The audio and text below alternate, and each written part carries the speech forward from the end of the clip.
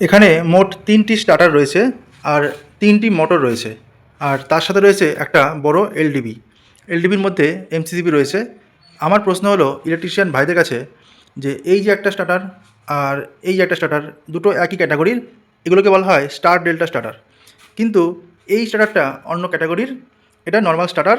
কিন্তু আমার প্রশ্ন হলো যে 3টে মোটর, একটা সাবমার্সেবল, এই মোটরটা যে স্টার্টারটা এটা সাবমার্সেবলের, আর এটা স্টার ডেল্টা স্টার্টার, এটা রিজার্ভায়ারের, আর এটাও রিজার্ভায়ারের একই সাথে। তাহলে এইখানে স্টার ডেল্টা স্টার্টার, এইখানে নর্মাল স্টার্টার কেন? এটা যদি বলতে পারেন ইলেকট্রিশিয়ান ভাইরা, তাহলে অবশ্যই কমেন্টের মাধ্যমে লিখে জানান। আর যদি শিখতে চান কেন ব্যাপারটা হচ্ছে, কেন আমরা এই স্টার ডেল্টা স্টার্টার এখানে লাগাচ্ছি না কিন্তু এই মোটরে লাগাচ্ছি, এটা যদি জানতে চান তাহলে অবশ্যই আমার পরবর্তী ভিডিওটা দেখতে পারেন। আর যদি জানেন তবে অবশ্যই কমেন্টের মাধ্যমে লিখে জানান।